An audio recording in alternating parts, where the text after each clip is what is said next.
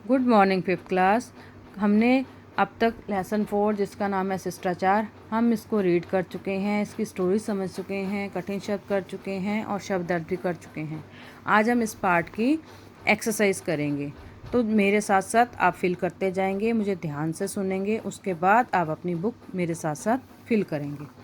बहुविकल्पीय प्रश्न। शिष्टाचार का सबसे पहला गुण क्या है? हमने शिष्टाचार के 3 गुण पढ़े थे। तो सबसे पहला गुण क्या था उसमें? विनम्रता, दुष्टता, मूर्खता या फिर धृष्टता।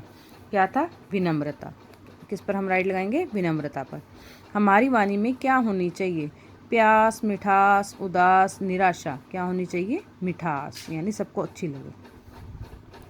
वक्ता को अपनी पूरी बात ना कहने देना क्या कहलाता है? सभ्यता, अशिष्टता, सज्जनता, मूर्खता। क्या कहलाता है? अशिष्टता। किसी को किसी की बात को बीच में उसको बोले बिना उसको काट देना अशिष्टता कहलाता है। शिष्टता का तीसरा गुण क्या है? अनुशासन, योगासन, देशभक्ति, कायरता। क्या है? अनुशासन। ये प्रश्न उत्तर हम अपनी नोटबुक में करेंगे। आगे रिक्त स्थानों की पूर्ति कीजिए। हमारी वाणी तथा व्यवहार में विनम्रता होनी चाहिए। हमें दूसरों की निजी बातों में हस्तक्षेप नहीं करना चाहिए, यानी दखलंदाजी नहीं करनी चाहिए। थर्ड इज किसी से सहायता लेने पर उसे धन्यवाद अवश्य कहना चाहिए। वक्ता को अपनी बात कहने का मौका ना देना अशिष्टता है। अशिष्ट व्यवहार से दूसरों का हृदय आहत होता है। ग पार्ट इज खंड क और खंड क के शब्दों को इस प्रकार मिलाइए कि शिष्ट आचरण का बोध हो। ये क पार्ट है और ये ख पार्ट है। सबसे पहले है व्यवहार में, वाणी में, बड़ों के प्रति, छोटों के प्रति, सहायता करने वाले के प्रति।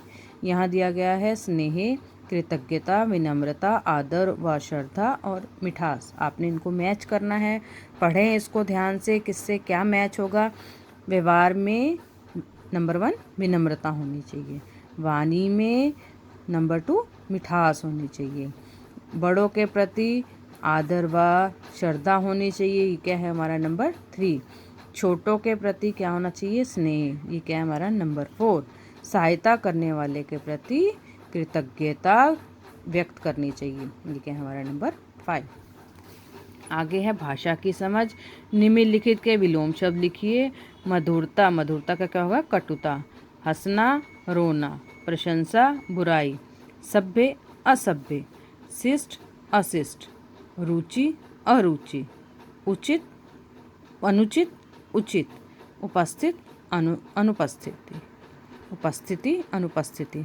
सभी भाववाचक संज्ञाएं मूल शब्द नहीं होती। कुछ भाववाचक संज्ञाएं जातिवाचक संज्ञा, सर्वनाम, विशेषण, क्रियाओं में आई, तव, पन, हट, त आदि प्रत्यय लगाकर बनाई जाती हैं। जैसे देद, देव, देदत्व। बच्चा, बचपन। पढ़ना, पढ़ाई। नीचे दिए गए शब्दों की भाववाचक संज्ञाएं बनाइए। व्यक्ति, व्यक्तित्व। बूढ़ा, बुढ़ापा।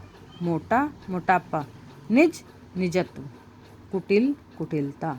हंसना, हंसी। विनम्र, विनम्रता। लड़का, लड़कपन।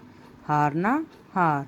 काटना, काट। नेक्स्ट इज निम्नलिखित शब्दों के वाक्य का निम्नलिखित शब्दों का वाक्यों में प्रयोग कीजिए।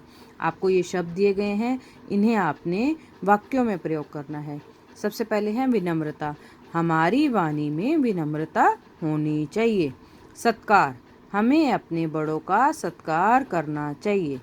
हस्तक्षेप, हमें किसी के काम में हस्तक्षेप नहीं करना चाहिए, यानी दखलंदाजी नहीं करनी चाहिए।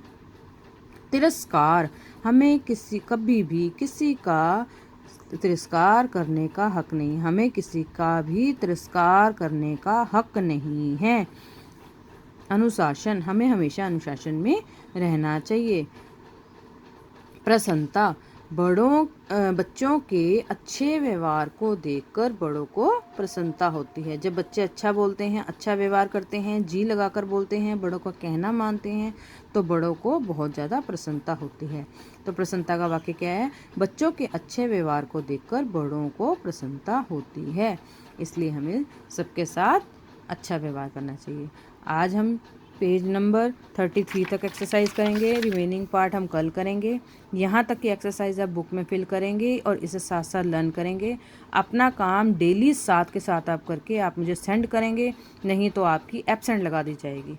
मैं आपको डेली वीडियो में भी कहती हूँ, आपका काम भेजते हैं तब भी कहते हैं, और आपको बार बार कहा जा रहा है कि आप अपना काम सेंड करो। Okay, thank you.